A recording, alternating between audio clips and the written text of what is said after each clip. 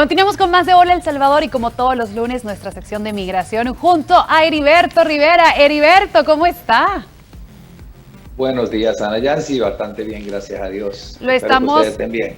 claro que sí, estamos bien, gracias a Dios y lo estamos aquí extrañando en el set. Heriberto, hoy vamos a hablar acerca de ¿pueden negar un proceso migratorio? Sabemos que no todos están garantizados, ¿verdad? Es más, yo me atrevería a decir que ninguno está garantizado. Pero, ¿será que lo pueden hacer? Ese es el tema que vamos a estar desarrollando. Heriberto, entonces, ¿sí se puede negar un proceso migratorio? Tienes mucha razón en lo que dices. Ningún proceso migratorio es garantizado. Muchas personas llegan a la embajada o someten su proceso migratorio y llegan con la esperanza de que le va a salir una visa de inmigrante. Y en la mayoría de los casos, sí van a obtener ese beneficio migratorio. Pero hay ciertos procesos que podrían detener por cierto tiempo o detenerlos para investigación, ponerlos bajo un proceso administrativo o algunos de ellos lo podrían negar. Entonces sí, es algo que las personas tienen que estar listos cuando se sometan a esa entrevista en la sección consular o sometan su proceso migratorio a la Oficina de Migración de Estados Unidos. Heriberto, ¿quién lo puede negar? ¿Quién puede negar un proceso migratorio? Bueno, un oficial de migración de Estados Unidos podría detener un proceso o negarlo temporalmente en lo que se hace una apelación, pero sí, los oficiales de migración o los oficiales consulares tienen ese poder de detener esos procesos migratorios por ciertas razones que las cuales ya vamos a hablar pronto, pero oficial de migración y oficial consular. Heriberto, entonces, ¿podríamos mencionar un poquito para poder entrar como en materia de las otras razones, la diferencia entre la visa de no migrante con la de migrante? Bueno, la visa de inmigrante es lo que llaman para la residencia, para obtener el famoso Green Card, la residencia permanente en Estados Unidos. Esa es la visa de inmigrante. Las visas de no inmigrante, bueno, tú tienes una visa de no inmigrante, una visa de turista. Pero hay diferentes tipos de visas de no inmigrante. Yo digo que hay visas desde la A a la Z. Hay visas de no inmigrante de estudiante, hay visas de no inmigrante de trabajo, las visas que le dan a los diplomáticos para trabajar en Estados Unidos como diplomáticos son visas de no inmigrantes y así por el estilo. Son las visas que te permiten ir por cierta cantidad de tiempo a Estados Unidos, sea corto, una visa de turista, o un tiempo largo, estudiar con la visa F1, pero no te puedes quedar permanente en Estados Unidos a menos que se haga un proceso para una visa de inmigrante. Heriberto, y si me llegan a negar ese proceso migratorio, ¿cuáles son las alternativas? ¿Qué podría hacer? ¿Se puede hacer algo para que al final no me la terminen negando o definitivamente ya no puedo hacer nada? Claro que sí, mira, vamos a hablar con ejemplos. Un padre somete la petición de su hijo a la oficina de migración.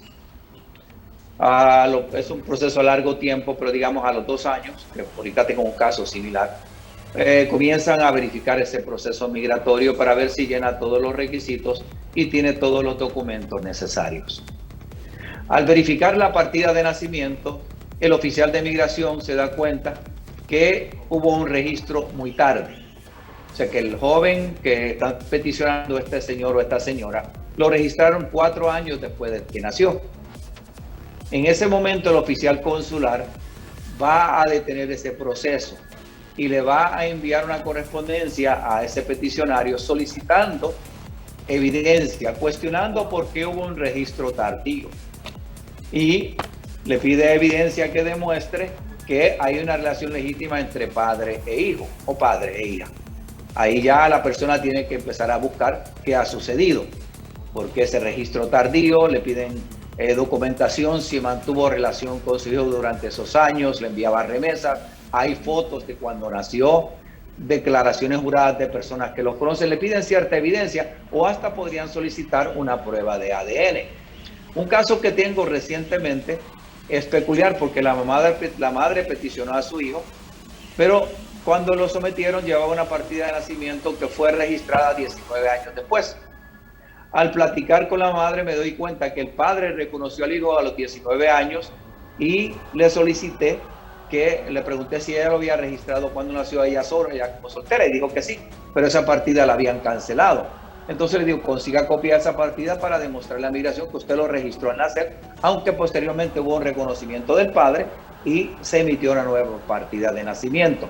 Entonces, eso es solamente un caso, hay otros más, pero es un caso que migración te va a pedir evidencia, te da unos 90 días para contestarle a migración. Si después que envías esa evidencia, está satisfecho migración, viene y lo aprueba. Ahora, si no está satisfecho migración y no sometiste a una prueba de ADN, podría someterse a una prueba de ADN y pedirla. Ya he tenido casos que padres han peticionado y al someter la prueba de ADN ha salido negativa la prueba de ADN, que no es el padre o madre, no es el padre biológico, y por ende migración termina negando el caso, que es una negación permanente porque no hay una relación legítima padre-hijo porque la prueba de ADN salió negativa. El otro caso es el cónsul. El cónsul podría detener un proceso migratorio. Un ejemplo que te puedo dar es cónyuges de residentes o ciudadanos. El cónsul en la entrevista podría determinar que no hay, que hay dudas de una relación legítima entre cónyuges y que se está obteniendo un beneficio migratorio fraudulento solo para obtener la residencia. Y ahí el cónsul podría detener este proceso, pedir una entrevista dual entre los cónyuges que lleguen a la embajada, los entrevistan individualmente. Y ha habido casos que después de esa entrevista dudan todavía de la relación y detienen el proceso migratorio. Se puede hacer una apelación, pero solamente a la oficina de migración. Entonces, esos dos ejemplos que te he dado, hay muchos más. Ok, Heriberto, ¿por qué es necesario conocer la ley entonces, la ley migratoria? Mira, es necesario conocer la ley primeramente para saber qué hacer. Por ejemplo, este caso de un cónyuge que me niegan la residencia mucho en la embajada, el cónsul a veces duda de bastantes relaciones, porque no tienen fotos, no tienen evidencia de que existe una relación, llegan a la embajada y en entrevista dual no pueden contestar preguntas, la pareja le hacen la misma pregunta y no saben cómo contestarlo, las respuestas son diferentes. Entonces, uno tiene que saber, muchos creen que ese proceso se detiene. Ya han llegado parejas a mi oficina que en otras oficinas migratorias le dijeron, no, ahí ya no puedes hacer nada más. Y no es cierto. La ley migratoria le permite a esta pareja poder hacer una apelación a la oficina de migración. El cónsul negó la residencia, la va a enviar de regreso a la oficina de migración. Migración se va a poner en contacto, o uno se puede poner en contacto con la oficina de migración y decirle, yo quiero apelar la decisión del oficial consular. Ya he tenido unos cuantos casos que lo hemos hecho. Y ahí una migración le va a decir, le va a ofrecer, le va a refutar, porque el cónsul ya envió documentación de la entrevista y lo que sucedió. Ahí una migración ahora le va a proveer más evidencia y demostrarle que sí existe una relación legítima para poder conseguir el beneficio. Y ya hemos conseguido el beneficio después que el cónsul lo ha negado, migración ha dicho no, establezcan esta petición y denle la visa de inmigrante a la persona. Ya el cónsul no puede hacer nada más, solamente emitir esa residencia. Entonces, si uno conoce la ley migratoria, sabe que puede hacer una apelación. Lo mismo, hay otros procesos que el cónsul podría detenerlo y negarlo porque hay inelegibilidades migratorias.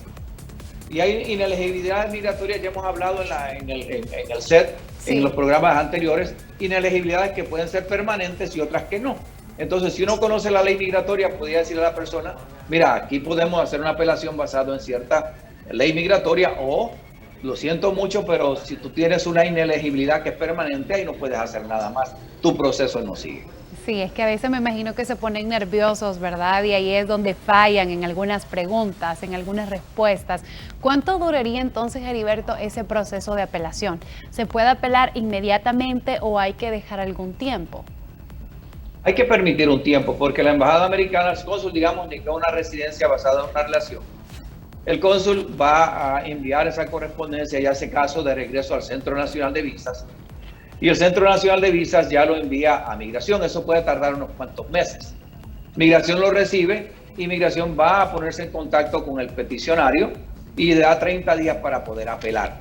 Entonces estamos hablando, yo he tenido casos después que el cónsul lo negó la residencia, detuvo el proceso, que a los 18 meses hemos podido obtener una cita en la embajada americana, año y medio después. Entonces no es algo que va a ser rápido, es algo que va a tomar su tiempo. Y uno tiene que poder tener suficiente evidencia para demostrar que esa relación es legítima y no se está obteniendo un beneficio migratorio fraudulento. Perfecto. Heriberto, y ya para ir finalizando, ¿cuáles son estas recomendaciones que le da a las personas que están esperando este proceso migratorio o que le han negado uno? La recomendación sería no se dé por vencido. En muchos casos que la embajada podría detener un proceso migratorio por ciertas razones, hay una salida. Puede uno conseguir que vuelvan a restablecer ese proceso migratorio si no tiene la evidencia suficiente. Tal vez no por medio de la embajada americana, porque va a ser difícil si ellos ya detuvieron y lo enviaron a migración. Pero a veces la embajada detiene procesos y los pone bajo valga la redundancia, bajo un proceso administrativo, porque tiene ciertas dudas, porque se cometieron ciertos delitos, hay ciertas inelegibilidades.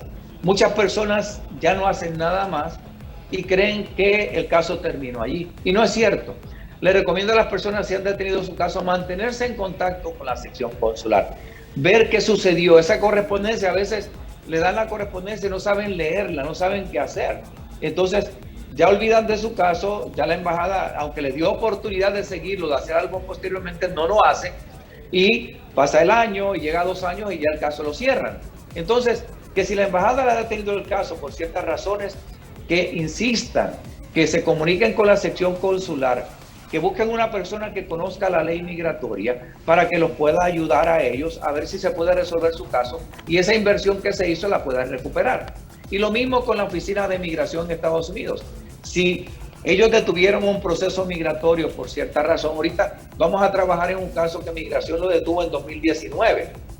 Aunque se pasó el tiempo que dieron la oportunidad para apelar, de 30 días, pero todavía se puede hacer un proceso migratorio para conseguir que tal vez Migración vuelva a restablecer el caso. Entonces, que no todo está perdido, que se puede procesar una apelación con Migración, se puede hablar a la embajada americana y tratar de conseguir que ellos se quitan esa residencia.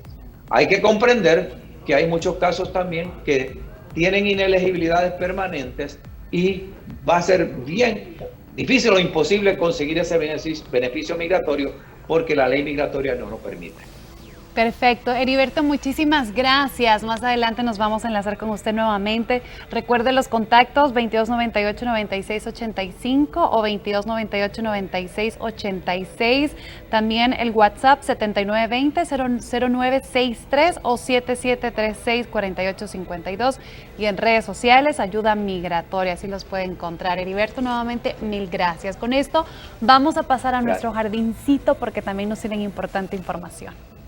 A tocar otro tema muy importante y lo haremos rapidito porque es una pregunta que muchos probablemente se han hecho y es que si se pueden deportar a un residente permanente. ¿Puede suceder eso, Heriberto? Claro que sí puede suceder y yo se lo advierto a todos mis clientes cuando le vamos a hacer su proceso de residencia final, cuando ya tienen su visa de inmigrante, especialmente a muchos jóvenes, le advierto que la residencia no es algo que tienen que tomar por sentado, sino que tienen que cuidarla, porque he visto muchos casos de personas que eran residentes que fueron deportados por varias razones y tienen que tener mucho cuidado. ¿Y cuáles son esas razones, Heriberto? Porque de verdad que es un tema bastante delicado. Mira, la mayoría de las veces son porque las personas han cometido ciertos delitos. Yo solamente he tenido durante mis años de práctica muchos jóvenes que le hemos ayudado con su proceso de residencia o de visa de inmigrante. Y muchos de estos jóvenes han tenido ciertos problemas en El Salvador, que utilizaban ciertas sustancias prohibidas. Salieron positivos a la hora de hacer su examen médico y tuvieron que detener su proceso por cierto tiempo, aunque después le dieron su visa de inmigrante. Y antes de viajar, lo siento en mi oficina y les digo que van a tener mucho cuidado. Si ellos siguen con esa misma actitud o haciendo esas prácticas, cuando lleguen a Estados Unidos, la residencia le va a durar muy poco. Y ya he tenido varios casos de jóvenes que le ayudé con el proceso de residencia que terminaron siendo deportados porque siguieron sus prácticas en Estados Unidos y los detiene la policía. Tienen varios casos y terminan siendo deportados por el uso de sustancias prohibidas en Estados Unidos. He tenido casos de personas ya mayores también que han sido residentes por años. Me acuerdo de un caso de un señor que llevaba más de 25 años como residente, ya listo para recibir su pensión en Estados Unidos, y tristemente fue deportado porque en una actividad que fue a una fiesta se dio tomó varias cervezas y saliendo tuvo un accidente. Salió una persona fallecida, lo acusaron de lo que llaman manslaughter, homicidio involuntario. y después del juicio salió culpable y terminó siendo deportado. Y ya nunca más tiene derecho a su residencia y lo perdió todo, su pensión especialmente. Entonces las personas tienen que tener mucho cuidado. El que tenga uno residencia no garantiza que va a estar. No estoy diciendo que están deportando gente constantemente, pero sí he visto en mi práctica bastantes casos durante mis 15 años que he sido consultor migratorio. Y por eso me gusta hablar de este tema para las personas que ya son residentes o que están a punto de obtener su beneficio migratorio, que tienen que cuidarse. Por eso también recomiendo que tan pronto sean elegibles para someter su ciudadanía, que lo hagan, porque un ciudadano no lo pueden deportar, a un residente sí. Sí, definitivamente es importante para todos aquellos que quizás recientemente les aprobaron ya su residencia o la acaban de obtener también en años anteriores. Siempre deben de conocer todos estos temas, ¿verdad? Conocer por qué pudieran ser deportados nuevamente. Ahora, Heriberto, a estos que probablemente deportan y que han sido residentes, ¿pueden volver a apelar por obtener su residencia? Claro que pueden. Una persona que ya ha hecho varios casos de personas que fueron residentes y fueron deportados, si tiene derecho a una petición, vamos a aclarar esa parte. Digamos, un proceso que hicimos hace unos años atrás, un joven que fue deportado, ya era mayor de edad, él había cometido un delito, no delito de drogas, porque delito hay que tener mucho cuidado. Hay delitos que no se pueden conseguir residencia, que son inelegibilidades permanentes, pero él tuvo un delito de bebida y lo atraparon varias veces, lo que llama DUI, manejando bajo la influencia del alcohol. Y después de cierta cantidad de años, su padre lo volvieron a peticionar y pudo obtener su residencia porque le otorgaron un perdón migratorio. Por lo menos ya el tiempo había pasado bastantes años desde que se había cometido el delito y pudo conseguir, basado en la evidencia que se sometió, que le dieran su residencia nuevamente. Entonces sí se puede obtener el beneficio otra vez si tiene alguien que lo peticione, un cónyuge, un padre que sea residente o ciudadano, y así por el estilo, que le puedan transmitir ese perdón migratorio, porque la mayoría de los casos de delitos tienen que ser por delito tiene que ser un padre un hijo. También podría peticionar a un padre, porque un hijo puede transmitir un perdón cuando se comete un delito. Pero es importante que reconozcan que sí se puede hacer el proceso de petición, pero nada garantiza que le van a aprobar ese perdón migratorio también. ¿Y más o menos cuánto tiempo tendría que esperar esta persona si es peticionada nuevamente, Heriberto? Y usualmente migración requiere que hayan pasado 15 años desde que se cometió el delito, desde que la persona salió culpable, para poder optar por un perdón migratorio. Todo ese tiempo haya pasado. Y algunas de estas peticiones son a largo plazo, especialmente la de hijos. Si es un hijo, ya tiene que ser más de 7 años, cuando es un hijo de un ciudadano, un hijo de residentes, 6 años. Pero la ley migratoria te es específica, y los oficiales, he tenido casos que han sometido perdones antes de cumplir 15 años y los han regresado denegado, diciendo que no han pasado la cantidad de años suficientes para poder aprobar ese perdón. Y la persona tiene que demostrar que durante todo ese tiempo ha estado limpio, no ha tenido problemas con la ley, así por el estilo. Muy, muy importante. ¿Hay algunas circunstancias, Heriberto, que sean muy graves como para no poder volver a ser peticionado o ya no tener derecho a obtener nuevamente la residencia? Sí, depende del crimen que haya cometido esta persona. Hay delitos graves, como asesinato que mencioné antes, aunque fue involuntario, no tiene derecho a un perdón migratorio. Personas, yo he visto varios casos que eran residentes que se dedicaron a traficar personas, a ser coyotes, traficantes de personas, y esas personas los capturan siendo residentes y le quitan su residencia, los deportan. Ya no tienen derecho, porque son inelegibilidades permanentes, que ya tú no tienes derecho a un perdón migratorio. Tuve un caso de un joven que era residente y reclamó ser ciudadano en un puerto de entrada en una frontera México-Estados Unidos.